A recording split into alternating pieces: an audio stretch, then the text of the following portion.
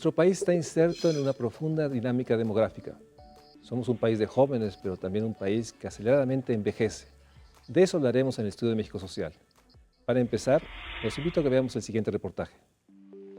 Aunque México es aún un país de jóvenes, crece aceleradamente la población de personas que superan los 65 años de edad. Expertos en demografía prevén que en las próximas 4 décadas la población de adultos mayores crecerá al triple de lo que hoy tenemos. Consecuencia de nuestra transición demográfica acelerada, en poco tiempo seremos un país con un considerable número de personas de la tercera edad. Las cifras revelan con más precisión la realidad. En el año 2010 había en nuestro país 7 millones de personas mayores de 65 años. De ellos, 3.8 millones eran mujeres y 3.2 millones de varones. Pero en el 2013 a la población de adultos mayores se agregaron más de 700,000 personas, lo cual indica que en tan solo 3 años entre los mexicanos hay 7.737.600 personas en el rango de edad. El desafío económico y social es colosal. En el futuro contaremos con sistemas de pensiones suficientes para garantizar un retiro digno a los adultos mayores o estarán condenados a vivir en la pobreza durante la vejez. Este es precisamente el reto de un país cuya población de adultos mayores crece. Hoy la gente es más longeva, pero tiene menos años de vida saludable. En este tema, el futuro ya nos alcanzó. Los demógrafos del Consejo Nacional de Población advierten que en 2020 tendremos 9.77 millones de adultos mayores. Para el 2030 serán 13.85 millones. En 2040, 18.9 millones. Mientras que en el 2050 habrá 23.13 millones de personas con más de 65 años. El problema es de tal magnitud que requiere desde hoy la instrumentación de políticas públicas orientadas a propiciar una vida de calidad a las personas que han logrado la longevidad. Suena imposible, pero tenemos el ejemplo de otras naciones que afortunadamente lo han logrado. Como hemos visto en el reportaje, nuestro país está inserto en una compleja transición demográfica y es uno de los temas centrales para pensar el México social. Por eso agradezco mucho a los expertos que estén en el Estudio de México Social, pero sobre todo para precisar, ¿deberíamos hablar de el envejecimiento como un proceso social o es adecuado simplemente estar todo el tiempo señalando que el tema son las personas adultas mayores? ¿Cuál es la relevancia de pensar el envejecimiento como un proceso más amplio? Bueno, pues es sumamente importante, Manuel Luis. Muchas gracias por la invitación. Es muy importante porque efectivamente hemos centrado mucho la atención en las personas adultas mayores. El reportaje habla de 65 años y más. Naciones Unidas propone para los países en desarrollo 60 años y más. Porque para nuestros países es una sorpresa este fenómeno, el crecimiento de ese segmento de la población. Sin embargo, realmente las personas adultas mayores que viven la vejez es una consecuencia del proceso de envejecimiento. Entonces, y de un proceso de envejecimiento individual como demográfico. Entonces, creo que tenemos capacidad para no nada más ver al segmento de la población en un momento en el tiempo, sino poder proyectarlo desde los jóvenes que van a ser en el 2050, como bien señala la cápsula, adultos mayores. Entonces, lo que tenemos que pensar es en 2 momentos en el tiempo. Uno que es diacrónico y uno que es sincrónico, para poder entender que es una construcción social. Por eso no hay tampoco una sola forma de vejez, ni hay un solo grupo de adultos mayores, hay muchos grupos, es muy heterogéneo y eso depende y es consecuencia del proceso de envejecimiento. En ese sentido, Alberto, muchas gracias por estar aquí en el estudio. ¿Cómo podríamos caracterizar los procesos de envejecimiento que se están dando en el país? ¿Cómo podríamos de alguna manera caracterizarlos? Muchas gracias, Mario Luis. Gracias por la invitación. Efectivamente, no podemos hablar de un solo proceso de envejecimiento ni de un envejecimiento heterogéneo. A mí me parece que hay una multiplicidad de dimensiones económicas, de dimensiones sociales y dimensiones culturales que hacen que haya procesos de envejecimiento diversos a lo largo y ancho del territorio nacional. En ese sentido, a mí me parecería que, por ejemplo, las políticas públicas deberían hacer un reconocimiento a este tipo, ¿no?, de procesos que se están dando con los adultos mayores, reconociendo que hay diferencias por género, hay diferencias regionales, hay diferencias entre grupos y diferencias en función a grupos sociales, ¿no? Entonces, en ese sentido, creo que hay que hablar de distintos procesos de envejecimiento y no centrarnos únicamente en homogeneizar este proceso demográfico, que es, de hecho, mucho más allá que un proceso puramente demográfico, ¿no? Geográficamente podríamos diferenciar cómo se envejece en el norte del país, cómo se envejece en el sur, en una ciudad como la Ciudad de México o una pequeña localidad. O sea, es un proceso diferenciado, pero Es muy ¿podrías de diferenciado, alguna manera por supuesto. ejemplificar estos procesos que finalmente nos hablan de una vejez diferente? Diferentes vejeces. Por supuesto, hay distintas transiciones demográficas en el país, ¿no? Por ejemplo, la zona del sureste está todavía en una incipiente transición demográfica, ¿no?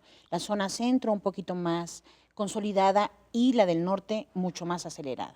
¿Por qué? Porque las fecundidades han sido diferentes, los procesos de desarrollo, el descenso de la mortalidad, pero también por el factor de la migración en el país.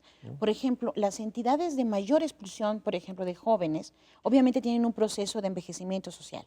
Como no hay jóvenes, entonces quedan los mayores y eso hace que se vea como en los datos de pronto llamativo. La zona norte del país, específicamente la zona de la frontera norte, está envejeciendo muy rápido. Es la zona del país que más rápido está envejeciendo. Mientras que nuestro gran bono demográfico se concentra, desgraciadamente, en las localidades, en las entidades federativas más pobres del país, que es la del centro y sureste. Entonces, claro que hay una geografía del envejecimiento que tiene obviamente repercusión, como bien dice Alberto, es un efecto de los procesos sociales, económicos, políticos, de la institucionalización de la seguridad social, pero también del comportamiento demográfico, de estos tres grandes componentes de la demografía: la fecundidad, la mortalidad y la migración. Y en ese sentido, el envejecimiento en una localidad indígena puede ser mucho más rápido que el envejecimiento en una ciudad que tenga un proceso de servicios mucho más, digamos, más avanzado o más adecuado. Como bien decíamos al principio, pues es un proceso que se construye desde el nacimiento. Entonces, si por ejemplo, y hay muchísimas evidencias, si una persona, los menores de 5 años, tuvo mala alimentación, por ejemplo, si no tuvo su madre un buen embarazo, un buen nacimiento, si tuvo enfermedades jóvenes, por ejemplo, adultas, entonces su proceso de envejecimiento se acelera. Hoy en día, por ejemplo, los grupos indígenas también han incrementado de una manera sensacional su expectativa de vida. Pero lo que no estamos muy seguros es que sea una expectativa, una mayor esperanza de vida con salud, porque desgraciadamente la pobreza, las condiciones de malnutrición que han padecido estas comunidades, porque además son distintas también en todo el territorio nacional, y eso es maravilloso, de pronto hace que sean completamente diferentes. No es lo mismo envejecer Soque, Lacandón o Maya, por ejemplo, que Rarámuri, ¿no? Y eso me parece que también es una ventaja muy importante en nuestro país. Igual sucede en las zonas rurales y en las zonas urbanas. No es lo mismo un campesino a un pescador o un profesor universitario a un trabajador en servicios o en la industria en las zonas urbanas. El desgaste físico es un proceso también que tiene mucha conexión con el trabajo, con la actividad laboral. Claro. Entonces, ¿sería correcto decir que hay personas menores a 60 años que ya están en un proceso de envejecimiento mucho más acentuado que lo que correspondería, digamos, a su edad? Sí, a mí me parece, retomando lo que comentaba Verónica, a mí me parece que estos procesos de desgaste de pronto se acentúan más en unos grupos que otros. Entonces, los estragos de la fragilización, ¿no?, los estragos de la dependencia, no solo la dependencia física, sino la dependencia económica, la dependencia de servicios de salud, las carencias sociales se van acentuando en unos grupos más que en otros, y eso acelera los procesos de deterioro biológicos naturales. A mí me gustaría señalar que envejecimiento no es sinónimo de enfermedad o no es fenómeno de discapacidad. Sin embargo, el envejecimiento, digamos que es un proceso natural, pero muchos de los daños y muchos de los riesgos se pueden acentuar a consecuencia o como consecuencia de, digamos, estos procesos de deterioro de la vida, ¿no? y también los procesos que hacen que la gente carezca de servicios de salud, que no tenga, digamos, redes sociales de apoyo. Esto me parece que es muy complejo y hace que las expresiones del envejecimiento sean, digamos, peor en algunos grupos que en otros, ¿no? Pero también tenemos un proceso cultural. Nuestras sociedades que enfatizan que la manera de vivir la vida es una permanente juventud y hay este peso brutal que decirle a alguien estás envejeciendo o eres un viejo, tiene ahí una carga realmente cultural terrible, que hace que no se asuma, como bien dices, que el envejecimiento no solo es un proceso natural, es un proceso también de vitalidad, de distinta manera, ¿no? Por supuesto. Sí, de pronto el uso del término viejo, el uso del término anciano, se usa de manera peyorativa, se usa de manera despectiva, ¿no? Y a mí me parece que debemos comenzar a fomentar las bases para una nueva cultura del envejecimiento. Tratar con respeto a las personas adultas mayores, reconocerles sus derechos, ¿no? Me parece que es un tema de la agenda que está todavía ausente, ¿no? Y en ese sentido creo que en la medida en la que nosotros como sociedad aprendamos a convivir con los sujetos viejos, ¿no? Y aprendamos digamos, a respetar, a reconocer sus derechos, me parece que en ese sentido estaremos avanzando hacia una nueva forma de ver a los ancianos, ¿no? Y en ese sentido, ¿estarías de acuerdo que este sobreénfasis de hablar de las personas adultos mayores como un lugar donde se llega y no del proceso, hay un error conceptual, incluso de política pública? Claro, puede ser considerado un error, pero también hay que ubicar que es parte de nuestro propio proceso de reconocimiento del tema, ¿no? En los últimos 15, 20 años, ¿quién hablaba de los adultos mayores? Nadie. ¿Quién hablaba de las personas que envejecen? Nadie. Y sin embargo, hemos ido posicionando de pronto el tema de la persona mayor, ¿no? De los hombres y mujeres que envejecen. Y eso me parece que es muy importante. Sin embargo, en esa madurez de la reflexión colectiva, ¿no? Aquí hay algo que es muy importante. No son los otros, ¿no? Sino somos nosotros mismos. Y los jóvenes ahora, por ejemplo, cada vez están más preocupados por su propio curso de vida, por estos condicionantes que mencionabas, Alberto, y de cómo se está construyendo el envejecimiento y cómo se va a construir su propia vejez. Entonces, yo creo que es parte, a lo mejor ahora podemos verlo como un error, pero es parte de nuestro proceso de conocimiento sociohistórico, en donde la política pública, sí, ahí puede haber un error y una cierta manipulación al enfatizar únicamente a un grupo de la población, y no el hecho de que toda la población mexicana estamos en ese proceso de envejecimiento. Vamos a un corte, estamos hablando sobre el envejecimiento, un proceso social de alta complejidad que sin duda lleva consigo toda esta población, 8 millones de mexicanos hoy en día, que tienen más de 65 años y que sin duda ya están viviendo la vejez. Pero el punto importante es que tenemos que reconocer el proceso de envejecimiento como un proceso natural y sin duda requerirá una reflexión mayor. Vamos a un corte y regresamos al Estudio de México Social.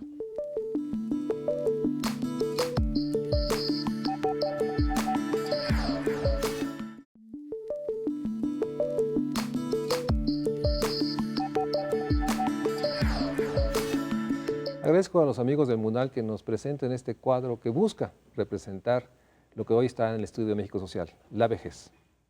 Tenemos el privilegio de poder estar observando una obra de Ángel Zárraga que tiene por título La dádiva. En este cuadro lo que podemos estar apreciando es como estas mujeres jóvenes, estas mujeres que bueno, pues tienen este planteamiento del cuerpo pues muy limpio, muy preciso, entregan una dádiva, entregan un reconocimiento, si le podemos decir, a estos personajes que bueno, pues prácticamente tienen estas condiciones de vida un poco más avanzada, que en tiempo, bueno, pues ya llevan un proceso distinto, pero que de alguna manera estos artistas para este momento quieren reconocer a este grupo de personas que tienen toda esta carga de vida. Ahora bien, si vemos algunos simbolismos, pues son de mucha importancia, porque lo que podemos ver ahí son algunos frutos, ¿no? En este caso algunas uvas, algunas canastas con frutos, algunas calabazas y algunos elementos que son simbolismos de vida, que no necesariamente la vida está en términos de cuerpo, sino la vida también está en un momento dado en niveles de experiencia, que es un poco lo que quiere en este caso transmitir este maestro. Y bueno, pues esta dádiva pintada en 1910 entra en un estilo que es muy importante, denominado en Europa el simbolismo, en México el decadentismo. Alberto, pero más allá de esta imagen de la vejez como algo natural, en nuestro país y en muchos países existe esta noción que la vejez es una etapa de enfermedad, de discapacidad, de problema social, de carga. O sea, realmente hay un proceso que sigue señalando esta etapa de la vida o el proceso de envejecimiento como algo no deseado. ¿Cómo lo puedes desmontar? ¿Cómo podemos hacer visible que no debe ser, no, puede ser no una carga, puede ser realmente un proceso natural de vida en el cual todos estamos inmersos de una manera, digamos, permanente? Yo creo que en la medida en la que haya un esfuerzo desde el gobierno, desde la misma sociedad, por referirse a los viejos y a la vejez como sujetos, ¿no? Como sujetos que tienen voz, como sujetos que tienen vida, que tienen derecho a la vida. Y en la medida en la que vayamos alejándonos cada vez más de una idea en la que el envejecimiento es un problema social, en ese sentido insistiría en que estamos avanzando como sociedad. Estamos haciendo este proceso de reconocimiento al que se refería Verónica. Y a mí me parece que en ese sentido creo que desde la academia, desde los espacios gubernamentales, deberíamos hacer un esfuerzo cada vez mucho mayor por no referirnos a los adultos mayores, a los sujetos viejos, al envejecimiento, como a los adultos mayores como sujetos que siempre están necesitando, que siempre están dependiendo, sujetos a los que se les tiene que hacer, a los que se les tiene que decir, a los que se les tiene que guiar. Hay que reconocer la autonomía de los adultos mayores y es necesario que metamos muchísimos esfuerzos en eso desde la academia, desde el gobierno y desde todos los actores de la sociedad. De hecho, hay dos procesos. Por un lado, esta noción de que el viejo requiere cuidado, protección, que ya, digamos, ya hizo todo lo que tenía que hacer y no se reconoce el derecho a la actividad, por hablar de un derecho fundamental. Pero ¿cómo pensar esto en esta realidad de que nuestro país es un país marcado por la desigualdad, con una pobreza lacerante, en la cual los procesos de exclusión, segregación por apariencia son brutales? Entonces, estamos en un dilema porque, por una parte, hay un discurso, digamos, no solo gubernamental, un discurso social en que se asume que solo los jóvenes, y los jóvenes en apariencia, son los que tienen derecho a la actividad, pero por otra parte sabemos que eso mismo está haciendo más profundo el envejecimiento, porque rechaza Claro, a los porque adultos mayores. rechazas y porque estamos construyendo también socialmente la dependencia, ¿no? Sin que las También. personas sean dependientes, el momento en que las estamos excluyendo y en nuestras narrativas y en nuestro comportamiento las estamos tratando como dependientes, estamos construyendo su dependencia.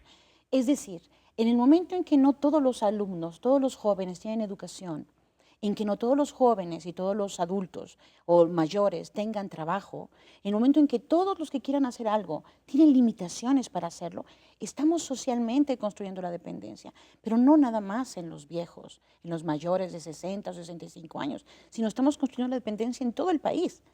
Aquí hay algo que yo quisiera mencionar y es que creo que nuestra manera de pensar en México siempre está relacionada con el déficit, con la carencia, con la pobreza.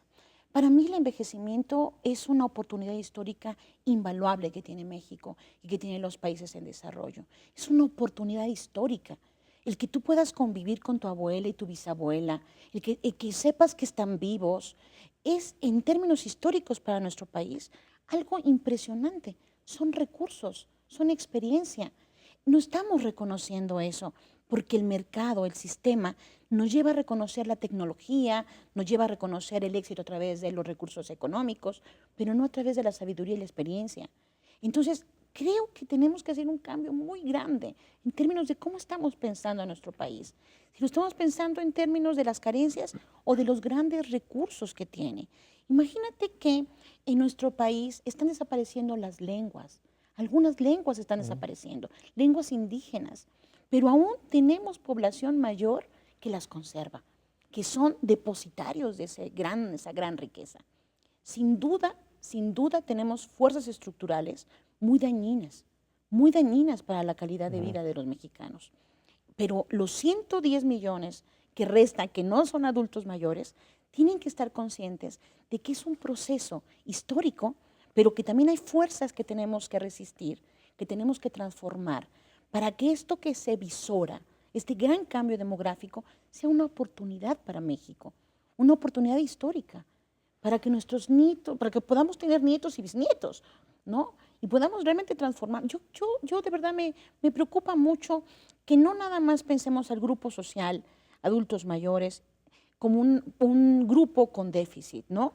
Sino que estamos construyendo una sociedad dependiente por fuerzas que no estamos controlando. Y eso implica que tenemos que cambiar nuestra manera de pensar a la sociedad, a la población. Lo más importante de una nación es su población. Y tener a la población aquí es un reto, es un desafío. Entonces, Alberto dijo una cosa muy importante. En la transición que ha habido también en las políticas, hemos trabajado por los adultos mayores, para los adultos mayores, pero no con los adultos mayores. Y tenemos que cambiar eso. Y eso abre la oportunidad de mayor participación, de mayor actividad, de mayor inclusión. Y eso en las relaciones intergeneracionales, en la forma como se dan ahora, es una riqueza invaluable para México. Verónica nos dice, Alberto, y nos dice muy bien, que tenemos que valorar la etapa de los adultos mayores, pero en todo el proceso como un activo de nuestro país. Pero por otra parte tenemos esta realidad de que cuando uno menciona la palabra viejo o adulto mayor, de inmediato vienen dos dimensiones, enfermedad e ingreso. Y la respuesta es inmediata, o sea, digamos, dirían, necesitamos más geriatras, necesitamos las pensiones y todos estos programas. Entonces también esta manera de pensar, digamos, en que todos los adultos mayores son dependientes y por lo tanto requerimos asegurarlo, también está llevando a una visión en la que no se ve toda esta riqueza social, riqueza estructural. Entonces también tenemos un dilema de esta manera de pensar desde lo público, en que siempre es salud y siempre es ingreso. Sí, yo creo que estamos al borde de perder una muy buena parte de la riqueza cultural que tenemos a partir de poder socializar, convivir con los ancianos. Me parece que eso hay que recuperarlo. No podemos tomar el riesgo de perder esta parte vital de la vida. En el momento en el que uno se refiere a los ancianos de manera peyorativa, en el momento en el que envejecimiento o viejo sirve para segregar a la población, para marginarlo, me parece que en ese momento estamos perdiendo una de las mayores riquezas que tenemos en términos culturales, como sociedad, como mexicanos. Un aspecto que me parece muy importante, ¿no? Yo estoy trabajando con migrantes de retorno ancianos. La experiencia, cuando ellos nos relatan su trayectoria de vida, la experiencia histórica de haber atravesado con mojados, de haber atravesado los alambres, el río, ¿no? De cómo se enfrentaron a un nuevo país y de todas las expectativas y todos los retos que tuvieron que enfrentar, eso para mí es una riqueza de experiencia brutal. Yo te mencionaba hace un rato que en Perú hay una universidad que se llama Universidad de la Experiencia. No universidad de la tercera edad, ¿no? Sino universidad de la experiencia. ¿Por qué? Porque lo que están ellos tratando de rescatar es justamente la experiencia de las personas, la experiencia en la vida. Y eso es lo que tenemos que valorar. Por ejemplo, cuando hay investigación de grupos indígenas mayores y que cuentan su historia, de cómo ellos se consideraban esclavos, sin que lo fueran, pero porque eran peones, porque no tenían nada, es una riqueza histórica. Pero ¿cómo desmontar una cultura, una noción que no valoriza, que no tiene esta idea de los recursos que están ahí? O sea, y creo que la política pública que está al lado no ayuda mucho. No ayuda. Porque siempre se pondera que todos los adultos mayores tienen un ingreso. Exacto. Se buscará salud para todos y no se pondera esos activos. Entonces tenemos un problema mayor, digamos, como sociedad. Creo que es, Mario, porque no hemos visto las grandes fuerzas que nos están orientando en nuestra visión. Nos están orientando la visión, por ejemplo, del ingreso. Sin duda es importante, pero aunque lo tuviéramos todo, no podríamos resolver cuestiones de afecto con el ingreso. Se centra toda la atención en la cuestión clínica y geriátrica, pero aunque tuviéramos los mejores servicios médicos, faltan los servicios sociales. O sea, hemos desgraciadamente vinculado por fuerzas que están muy poderosas, que tienen que ver con los seguros de pensiones, que tiene que ver con los seguros de salud, nos están orientando nuestra perspectiva de vernos a nosotros mismos como sociedad.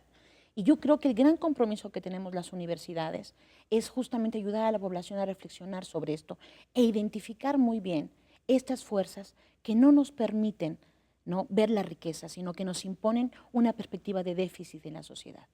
Vamos a un corte, estamos hablando sobre el envejecimiento, sobre la realidad que hoy tenemos una población que envejece rápidamente por los estilos de vida y una sociedad que no logra valorar, reconocer el activo que tenemos ahí.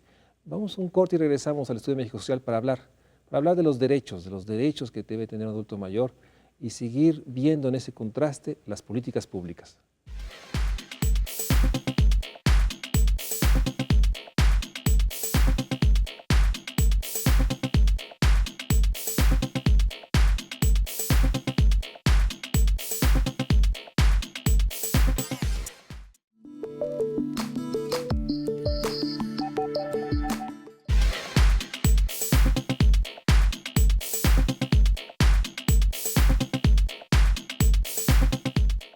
Sí, yo creo que sí hay mucha discriminación en el país porque tenemos una falta de cultura para respeto, ¿no? Bueno, o sea, en general, no solo a los mayores, pero sí hay muchas personas que, por ejemplo, en los transportes públicos no le dan el lugar o no les ayudan a pasar la calle y cosas así, que lejos, o sea, a veces lejos de ayudarlos, hay gente que les gusta perjudicarlos. Bastante, porque la verdad es que no los apoyan como deberían y en cuanto a las familias, también no los cuidan como tal. Creo que en un grado importante porque desde las mismas familias se discrimina, ¿no? Siempre por tradición debería ser el adulto como sinónimo de sabiduría y termina siendo como una carga para la familia. Bastante, porque los que no tenemos pensión alimenticia o alguna otra pensión están bastante mal. No tienen servicio médico ni tienen ninguna prestación. Hay muchas formas de discriminarlos. A veces los haces a un lado o cuando vas a una cafetería, los jóvenes no te lo dicen directamente, pero con sus expresiones es una forma de discriminación. Como nos dice la población que entrevistamos, sí hay una conciencia de que los adultos mayores, los viejos, son discriminados, incluso en los hogares. Probablemente a raíz de esto, en la última década, seguramente antes, ha habido una enorme cantidad de leyes de adultos mayores. ¿Ha habido una diferencia a raíz de este nuevo marco jurídico? Yo creo que se empieza a reconocer en distintos sectores que los ancianos, los adultos mayores son sujetos de derecho. Me parece que hay un camino larguísimo todavía por recorrer en ese sentido y como lo mencionaba anteriormente, creo que desde la academia lo podríamos hacer. Creo que es muy importante que en el país la Constitución haga mención, digamos, de los adultos mayores, pero me parece que falta. Hay un vacío ahí y tremendo. Sin que sea quizá la mejor, el ejemplo de la ley para los adultos mayores, para los derechos de los adultos mayores del Distrito Federal, me parece que es un ejemplo que hay que retomar y un ejemplo en el que hay que trabajar. Sin embargo, creo que quedan algunos vacíos, como lo mencionaba, y es necesario, digamos, generar las leyes secundarias, generar, digamos, toda la normatividad, pero sin que nos limitemos únicamente a proveer de servicios, a dar, a una especie de neobeneficencia. Me parece que la apuesta tiene que ser por leyes más integrales, por programas más integrales y que no estemos, digamos, nada más en un asunto de asignar beneficios, entregar X o Y cosas, sin que se entienda que justamente las personas adultas mayores son sujetos de derecho y que todos tenemos, digamos, derechos y obligaciones similares ante. En ese sentido, Verónica, esta política pública centrada en salud e ingreso, tú mencionaste hace rato que debería pensar en los entornos sociales, en servicios que tienen que ver no solamente con estas dos variables fundamentales para tener una vida digna. ¿Qué otros elementos hay que considerar? Porque tengo la impresión que nuevamente tenemos leyes que parcialmente se cumplen y que finalmente están enunciadas en un discurso de derechos, pero no necesariamente logran esta realidad, la interdependencia, la universalidad, la realidad de comprender toda una visión de conjunto.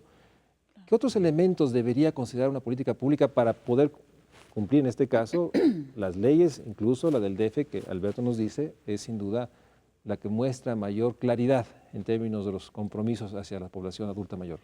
Claro, la ley del DF es una de las mejores observadas y analizadas a nivel latinoamericano, ¿no? Es una de las mejores, así como la política pública que hay hacia la población anciana.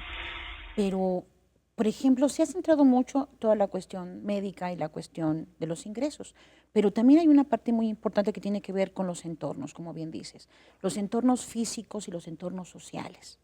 Y tiene que ver con esto que mencionaba Alberto, que es la construcción de una cultura del envejecimiento y de la vejez, ¿no? Entonces, en eso tiene mucho que ver la cuestión de la educación. Y yo pienso que hay una parte muy importante, se enfatiza la independencia y se enfatiza la autonomía, pero se ve desde una perspectiva física y económica, no una perspectiva social. Y como bien dijeron los entrevistados en el segmento, en la familia misma, en la comunidad, se reproduce mucho la violencia y se refleja a través de la discriminación, ¿no? De esa falta de respeto hacia las personas, no solamente a los viejos, sino es mutuamente. También los viejos son maltratadores, ¿no? También, o sea, es obvio, porque todos somos sujetos sociales y tenemos experiencias de discriminación y maltrato. Pero la idea es normar todo eso, no solamente con una visión parcial, caritativa, beneficencia, sino realmente que el sujeto de derecho también tenga obligaciones y sean reconocidas también. ¿No? Ha habido casos muy interesantes en otras partes del mundo donde los entornos, por ejemplo, ambientales, son parte central. Si tú tienes problemas de suministro de servicios públicos, si tu entorno no es agradable y tiene violencia, tiene inseguridad, obviamente todo eso se refleja también en tu dinámica familiar. Si las personas viven bien, si tienen los servicios adecuados, pueden ser más fácilmente orientados desde una política pública que respete sus derechos, que respete las formas de convivencia intergeneracional. Como yo dije al principio, o sea, esto es una experiencia histórica, no hay un antecedente. Hace unos años, ¿quién se pensaba llegar a viejo? Nadie, ahora mucha gente pensamos que vamos a llegar a viejos.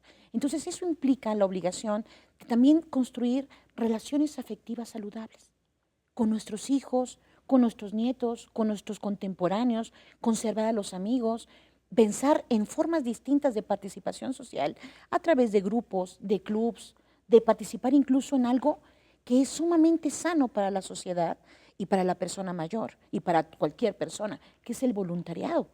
Tenemos que trabajar también sin un afán de retribución económica, simplemente porque podemos dar y podemos ayudar. Entonces hay que cambiar muchos aspectos y no sé si me he desviado de la pregunta que me hiciste, porque de pronto, pero me parece que gran parte de los entornos, por ejemplo, familiares, de las relaciones intergeneracionales, atraviesan fuertemente por la cuestión educativa. Y en ese sentido, bueno, obviamente hay que construir una nueva cultura que reconozca, dignifique, valore el proceso de envejecimiento y obviamente la etapa de adultos mayores. Pero hay algún punto que tocó Verónica y que quisiera subrayar, el papel del espacio público.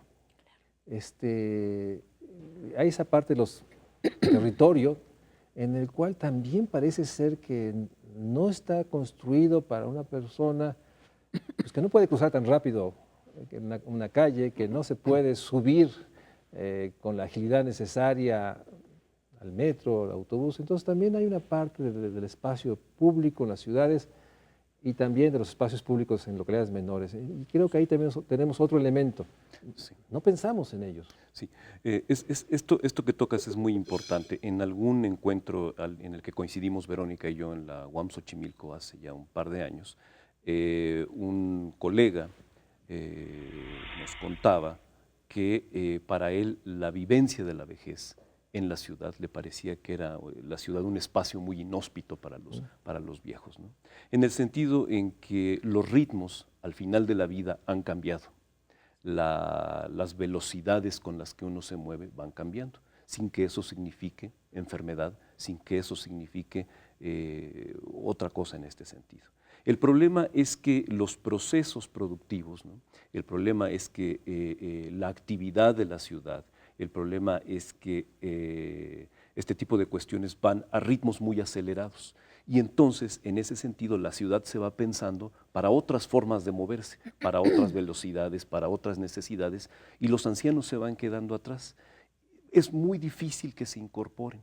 La ciudad, el espacio, el territorio, el país, digamos, que va desechando a los sujetos que ya no son funcionales a la producción, ¿no? A esta lógica, ¿no? Y me parece muy peligroso, porque esto compite de manera muy importante con la necesidad de crear una nueva cultura del envejecimiento. Entonces creo que no solamente hay que trabajar en términos del discurso, ¿no? En términos de las leyes, sino también en términos concretos del espacio, ¿no? El espacio urbano. Seguramente que en el espacio rural debe haber algunas complejidades de esta naturaleza, ¿no? Pero a lo que me refiero es que tenemos que analizar el tema del envejecimiento, los problemas que generan en los adultos mayores el que no sean incluidos, ¿no? El que estén continuamente segregados, el que se les esté haciendo en todo momento evidente que no funcionan, que no sirven.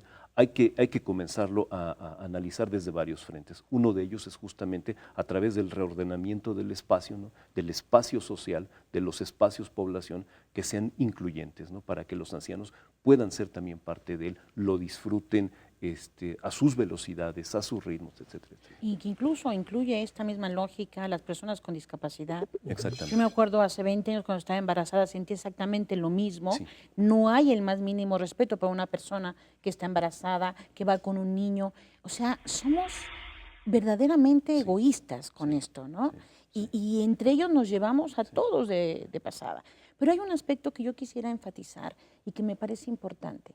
En muchas de las formaciones de la arquitectura, de la ingeniería, de esta cuestión, por ejemplo, en la distribución del diseño de los espacios, no hay una perspectiva integral, completa.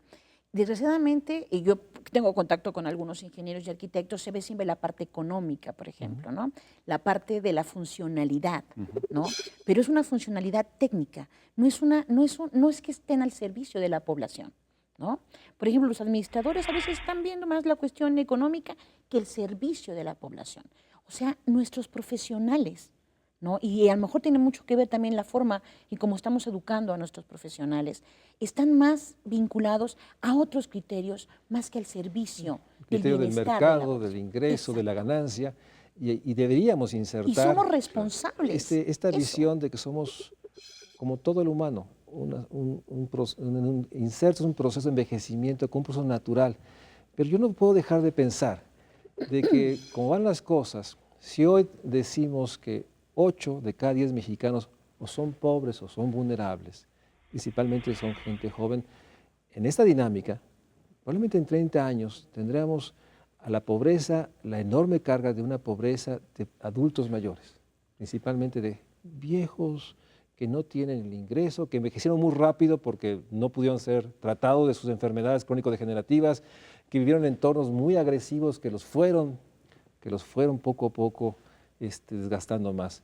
Vamos a un corte y regresamos para que los expertos nos puedan hacer una reflexión final sobre cómo pensar un país que, como está, puede enfrentar una vejez mayoritaria en pobreza, en desigualdad y en exclusión.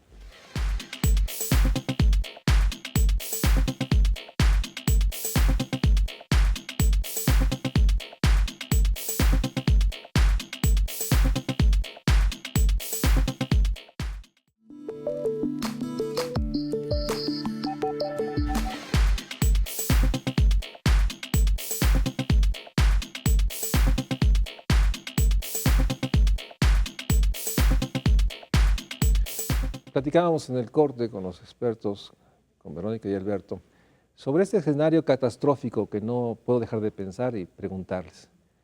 Si no hacemos algo radicalmente diferente, podemos encontrarnos 2050, un país que sigue siendo un país de pobres, con profundas desigualdades, pero ahora con una población mayoritariamente adulta mayor. O sea, viejos, probablemente de 57, de 60 años, que son viejos no por la edad, son viejos por el desgaste que nos han comentado. Ese escenario está ahí y sí me gustaría una reflexión de ustedes en términos de lo que implicaría que un país perdiera esta oportunidad de esta riqueza y viviéramos ese escenario. Claro, muchas veces se habló del famoso bono demográfico, de esta posibilidad de que dentro hasta 2030, 2035, pudiéramos invertir muchísimo en la población joven, en la población adolescente. Yo creo que ese escenario todavía es posible.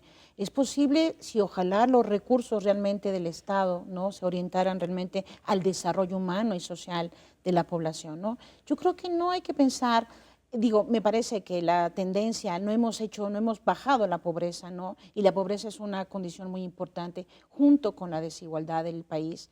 Pero yo creo que no es muy diferente a lo que se vivió en las décadas anteriores, Mario, ¿no? Y sin embargo, México salió adelante, ¿no? No tenemos una cobertura completa en materia de pensiones universal, no teníamos una cobertura completa en materia de salud, ¿no? Ahora tenemos unos mejores escenarios, al menos en algunas partes del país. Entonces, a lo mejor lo que tenemos que activar es ese gran factor social, ¿no? De incluso de orientar bien las políticas públicas y la distribución que hay de nuestros recursos presupuestales, ¿no? Fundamentalmente, y aquí quiero ser muy clara al decirlo, no solamente en el otorgamiento de servicios, de despensas, de aspectos que son instantáneos, dinero, sino en la inversión a largo plazo. ¿Y qué quiere decir esto? Como lo ha mencionado la Organización Internacional del Trabajo, en un sistema de protección social amplio, que no es el sistema de protección que decimos aquí en México del Seguro Popular, no, es una cuestión integral, es invertir en la seguridad social, pero en un sentido amplio, no nada más obviamente en pensiones y en salud, sino en vivienda, en educación, en cuestiones que son, si tú quieres, intangibles, pero que dan seguridad a los países y que permite fincar las bases para el desarrollo colectivo. Tenemos obviamente que invertir muchísimo en educación, y ya lo ha dicho el rector muchísimas veces. La mejor manera de que un país salga del subdesarrollo es a través de la educación. Y puede ser que no nada más en las universidades, sino en muchas otras formas de educar. Educar en casa. Mira, hay una cuestión que es muy importante. Los adultos mayores de ahora son autodidactas, fueron autodidactas. ¿Por qué no podemos seguir siendo autodidactas? O sea, tenemos como que pensar en el factor social y en hacer inversión, no en este tipo de programitas y políticas, sino hacer inversión de largo alcance en la población. En ese sentido, nuevamente en este estudio de México Social surge la urgencia de una visión integral, de ir más allá de estos programas focalizados, asistenciales, que garantizan consumos mínimos y que dan cierto acceso a ciertos servicios. Y que nos insertan en el mercado, pero no la autoproducción, por ejemplo, que no están ¿no? construidos para generar la autonomía a una manera sino generar de dependencia, vida. Mario. En ese sentido, ustedes están constantemente en el tema. ¿Cuál es su percepción? ¿Sí están logrando esta visión integral que ustedes, multidisciplinaria, que están planteando y que además, cuando ustedes la mencionan, tiene una enorme coherencia? O sea, desde desmontar esta idea de que el envejecimiento no es un proceso, digamos, antinatural, sino al contrario, es un proceso que da vitalidad y que genera otras capacidades. ¿Cuál es tu experiencia, Alberto? ¿Sí están logrando, yo siempre planteo que la urgencia es mayor y el proceso debe ser mucho más acelerado, pero ustedes perciben desde su trinchera que están logrando modificar esta visión nacional de una enorme desprecio a la vejez? Yo creo que como nunca antes en la historia del país, en la historia moderna del país, había habido tantos esfuerzos que miraran hacia la población adulta mayor. Me preocupa que algunas de las razones por las cuales se voltea hacia los adultos mayores sea por cuestiones meramente económicas, ¿no? El envejecimiento, la carga de ese envejecimiento tal y como se está dando, está generando muchos costos, pero eso no debe ser motivo para no atender a las poblaciones adultas mayores. Yo creo que las políticas públicas no pueden solamente pensar en el envejecimiento en función de aquellos sujetos que van a envejecer. Hay que hacerlo, pero también hay que voltear la mirada hacia los sujetos que son viejos, ¿no? Creo que no basta, digamos, con el hecho de crear políticas o acciones que solamente sirvan para asignarles espacios especiales a los adultos mayores. Me parece que la integralidad, me parece que reconocer los derechos de los adultos mayores, hacerlos caber en esta sociedad, va más allá de eso, va más allá de generar sitios para el baile, va más allá de generar sitios en los camiones, en el metro, en el transporte público. Me preocuparía mucho que estuviéramos siguiendo al pie de la letra y mucho peor aquello que planteó el informe del Banco Mundial en 1993 que se llamaba Invertir en Salud, en donde se reconocía que dado que era incalculable el costo que iba a generar la atención a los adultos mayores, lo único que se recomendaba y que era costo efectivo era tratar de hacer prevención en términos de caídas, ¿no? No, tenemos que ir más allá. No podemos como país tomar ese riesgo de solamente atender las carencias de los adultos mayores. No tenemos que pensar en las necesidades como carencias, sino como en algo mucho más. La satisfacción de las necesidades de la población adulta mayor va mucho más allá. No podemos hacer una política pública o no podemos seguir haciendo políticas públicas en donde se homogenice a la población adulta mayor. Es decir, todos los adultos son iguales, todos tienen por tanto las mismas necesidades y hay que resolverles con los mismos beneficios, ¿no? Tuvimos una experiencia hace algunos años haciendo una evaluación de impacto a través de indicadores de seguridad e inseguridad alimentaria de la pensión universal del gobierno de la Ciudad de México, muy al inicio, por ahí de 2003, 2004. Veíamos que efectivamente la percepción sobre cómo se estaba comiendo en los adultos mayores había cambiado positivamente, quizá no en los niveles que los deseaba el gobierno local, pero lo había hecho. Sin embargo, estaba desprotegido toda una serie de cosas que no pasan por un entendimiento del bienestar puramente económico. Había otras cosas, por ejemplo, el abandono a los adultos mayores, ¿no? Viejos comiendo solos, ancianas sin tener quien les ayudara a ir a la tienda, etcétera, etcétera, aun cuando contaban con los recursos. Entonces, creo que se han hecho esfuerzos, hay que celebrarlos, pero creo que no podemos quedarnos en una política pública hacia los adultos mayores que se centre solamente en actos de neobeneficencia, ¿no? En ese sentido, tú, Verónica, eres una persona optimista por naturaleza. Diriges, coordinas un seminario que creo que es único en términos de pensar el envejecimiento desde una visión sociológica, no solamente desde la parte médica o económica. En ese sentido, ¿qué elementos crees que deberíamos subrayar en términos de la necesidad de ir más allá de lo que tenemos hoy, reconociendo que sin duda ha habido un avance en esos años de programas de adultos mayores? ¿Qué otros elementos? Ya mencionaste algunos que tenían que ver con el tema del entorno, el entorno de poner en el centro la parte afectiva. ¿Qué otros elementos podríamos mencionar que deben estar en esta visión integral de la política pública de la próxima década para poder realmente garantizar un envejecimiento digno? Este seminario universitario tiene una característica muy especial, compleja, pero sumamente importante y desafiante, que es la cuestión interdisciplinaria. La tendencia en el mundo es pensar el envejecimiento desde una perspectiva interdisciplinaria, no solamente desde el coto de la economía, ni el coto de la geriatría o el coto de pronto de la cuestión familiar, no, sino es pensarla de una manera integral. ¿Por qué? Porque también la experiencia del mundo ha demostrado que no solamente con pensiones altísimas, fantásticas, ¿no? O solamente con servicios geriátricos súper especializados, puedes resolver la condición humana, ¿no? Yo te mencionaba que he estado yo en un seminario hace poco, en donde una de las conclusiones para mí más importantes es que se habla de los servicios sociales, de los servicios de salud, pero a la par de los servicios sociales. O sea, no por debajo ni por arriba, sino a la par. Entonces, eso para mí me parece que es una cuestión central, pero obviamente implica tener conceptos, visiones compartidas interdisciplinariamente. Eso quiere decir, y por ejemplo en el seminario lo que estamos haciendo, y nos estamos esforzando de verdad de una manera, es en pensar que el arquitecto, el ingeniero, el médico, el biólogo, la enfermera, el sociólogo, el demógrafo, el economista, pensemos el tema de una manera integral. Tenemos que darles soluciones integrales, con perspectivas integrales y con conceptos distintos, porque la problemática es muy compleja. No es solamente darle pensión universal a la población, es atenderla en términos de servicios sociales, de acompañamiento, de cuidado, de ver cómo se gesta la dinámica familiar en cada uno de ellos, de ver cómo los grandes factores sociales están afectando la dinámica natural de una familia que pudiera ser por naturaleza solidaria.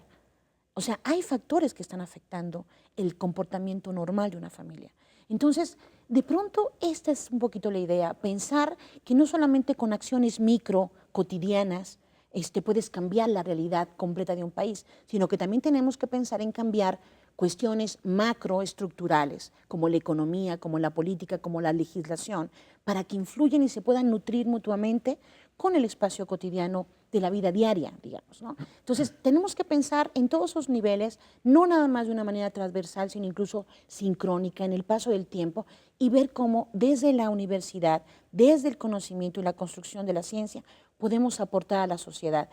Va a costar trabajo hacer entender esto, pero creo que es por donde tenemos que ir. Y un elemento central que está ahí es el tema de desmontar una cultura que solo valora lo que se expresa como algo, digamos, juvenil o algo que implica no reconocer la vejez. Claro. Ahí creo que tenemos unos grandes retos y desafíos de poder construir una cultura que tenga en el centro esta idea central.